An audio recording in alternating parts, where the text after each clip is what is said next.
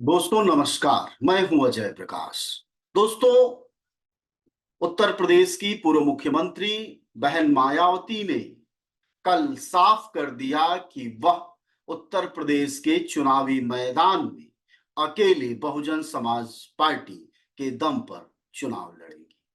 इस घोषणा के कई निहितार्थ और मायने निकाले जा रहे हैं। वह पहले से भी निकाले जाते रहे हैं, वह फिर से निकाले जा रहे हैं, भविष्य में भी निकाले जाएंगे। और इतना ही नहीं, चुनाव जब 2024 का रिजल्ट आ जाएगा तब भी निकाला जाएगा। और यह देश की पहली राजनीतिक प्रणाली है विश्लेषण की, जिसमें कि किसी पार्टी के सुपड़ा साफ होते जाने की जिम्मेदारी भी बहन मायावती के ऊपर फिर से डाली जाएगी।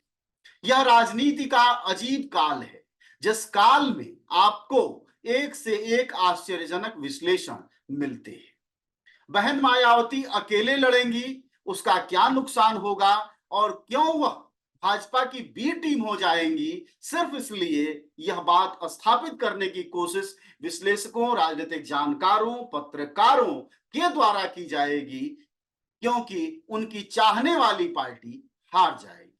जी हाँ दोस्तों, मैं बात कर रहा हूं समाजवादी पार्टी और उत्तर प्रदेश में कांग्रेस कोशिशों के बावजूद मायावती ने यह तय किया है कि उनकी पार्टी 2024 के लोकसभा चुनाव में स्वतंत्र रूप से अकेले दावेदारी करेगी। चुनाव बीत जाने के बाद वह गठबंधन पर विचार करेंगी, ऐसा उन्होंने कहा है। ऐसे में सवाल ये है कि अब जो दल चाहते थे, जो विश्लेषक, जो पत्रकार, जो पेड यूट्यूबर्स और जो पेड पत्रकार ये चाहते थे कि मायावती कांग्रेस या समाजवादी पार्टी के साथ चली जाएं, उनसे सवाल है कि आखिरकार क्यों चली जाएं। सबकी अपनी राजनीतिक विचारधारा है, सबकी अपनी राजनीतिक जमीन है और उस जमीन के बीच में अपना राजनीतिक अस्तित्व भी बनाए रखना है।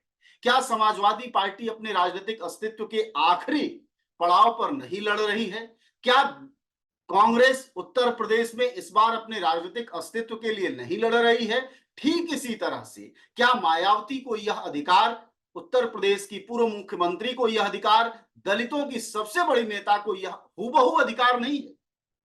तो फिर उन पर भाजपा की बी टीम होने का आरोप क्यों है? सिर्फ इसलिए कि वह आपके साथ नहीं जा रही और अपने राजनीतिक अस्तित्व को बनाए रखना चाहती? दोस्तों, यह सवाल बड़ा है। क्या यह इसलिए भी बड़ा है कि देश की एकमात्र दलित नेता, जिसको कि तरह तरह से बीजेपी की बी टीम साबित करने की कोशिशें चल रही हैं, इसके लिए सबसे पुख्ता और ताकतवर उदाहरण जो दिया जाता है वह 2014 से लेकर 2022 तक के अलग अलग चुनाव परिणामों को दिया जाता है। लेकिन इसके साथ साथ मैं कुछ और भी तरफ आपका इशारा करना चाहूंगा, जहां से यह बात साबित होगी कि असल में यह एक जातिवादी, सवर्णवादी और पिछड़ों के ताकतवादी रवैये का नतीजा है कि बहन मायावती को लेकर लगातार यह नैरेटिव सेट करने की कोशिश की जाती है कि वह असल में भाजपा की बी टीम है। इसकी पहले हिस्से की बात जो है वह यह है कि मायावती को लेकर 2014 में वह स्वतंत्र चुनाव लड़ी, 2019 में वह साथ चुनाव लड़ी सपा और बसपा के साथ, फिर 2022 में वह स्वतंत्र चुनाव लड़ी और इस तरह से उनके नफे और नुकसान की बात की जाती है। लेकिन यहां सबसे बड़ी बात ध्यान देने की है कि इस 2014 से लेकर 2024 की प्रक्रिया में सिर्फ बहुजन समाजवादी पार्टी कमजोर नहीं हुई है, देश की तमाम दूसरी पार्टियां कमजोर हुई हैं, तमाम पार्टियां हाशिए पर गई हैं, तमाम पार्टियों ने अपने वोटर्स की ताकत और भरोसा और जीत का जो एक जंक्शन बनता है उन सबको खोया है। लेकिन बहस बार बार मायावती पर केंद्रित क्यों की जाती है, इस बात को, इस रहस्य को समझने के साथ सिर्फ इसलिए नहीं कि वह भारतीय राजनीति की एक ताकतवर पुरोधा है। ऐसे तमाम ताकतवर पुरोधा इस भारतीय राजनीति में रहे जिनको मैं अभी आगे गिनाऊंगा, लेकिन नाम इन्हीं का क्यों लिया जाता है यह समझने की बहुत जरूरत है। जैसे पहली बात यह कि भारत में 2009 में सर्वाधिक ताकतपूर्वक कम्युनिस्ट पार्टियां, वह इस समय हवा हो गई, उनका कोई आधार नहीं बचा हुआ है, गिनती के सांसद बचे हुए हैं, बमुश्किल एक राज्य बचा हुआ है।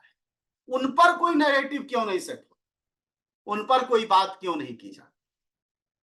वह भी अपना कमजोर हुई है, दलगत रूप से वह भी हाशिए पर गई है, शिवसेना दलगत रूप से हाशिए पर गई है, एनसीपी अपनी राष्ट्रीय पार्टी का दर्जा खोई है।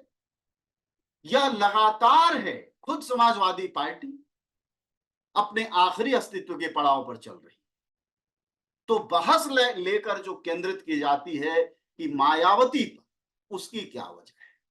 उसकी वजह सिर्फ ये है कि जो बहुजन राजनीति की बात करने वाले लोग हैं, असल में उनके पीछे जो सवर्णवाद का एक पुछल्ला लगा हुआ है, ताकत का जो एक पुछल्ला लगा हुआ है, असल में विमर्श की वजह वो है। और वह यह है कि तुम या फिर हमारे इस्तेमाल में आ जाओ, यानी पिछड़ी जातियों के इस्तेमाल में आ जाओ, नहीं तो सवर्ण जातियों के इस्तेमाल में आ जाओ, लेकिन दलित राजनीति का एक स्वतंत्र अस्तित्व अगर बनाए रखती हो या बनाए रखते हैं, तो आपको किसी ना किसी ऐसी चीज से जोड़ा और बदनाम किया जाएगा जिससे कि पूरी दुनिया में प्रचारित किया जा सके कि आप सत्ताधारी पार्टी के चाटुकार हैं।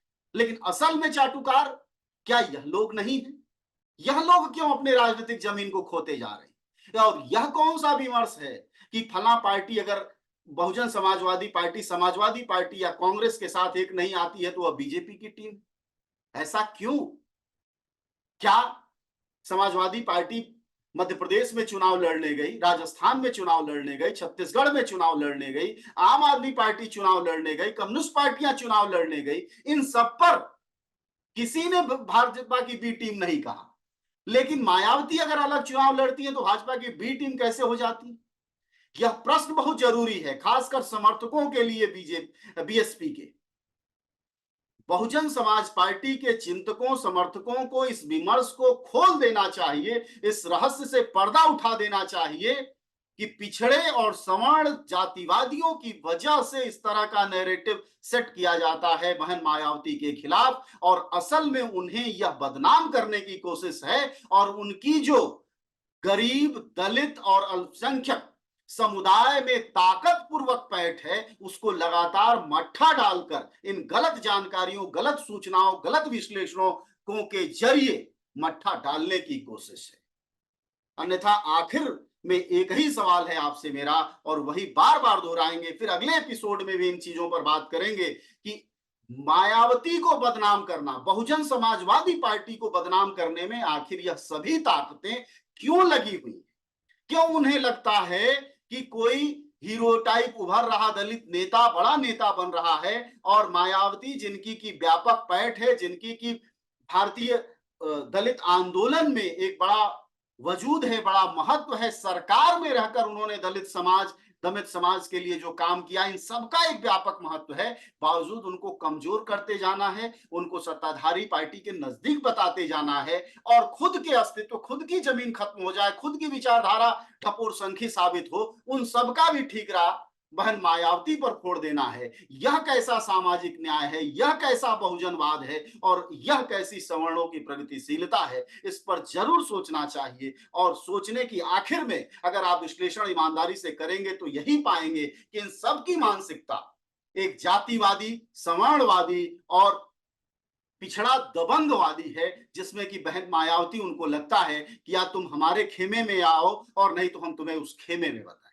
लेकिन महन मायावती लगातार पिछले 4 दशकों से एक स्वतंत्र और ताकतपूर्वक अस्तित्व बनाई हुई है भारतीय राजनीति में। यह अपने आप में बेहद महत्वपूर्ण पहलू है। शुक्रिया आप सबका बात सुनने के लिए, धन्यवाद।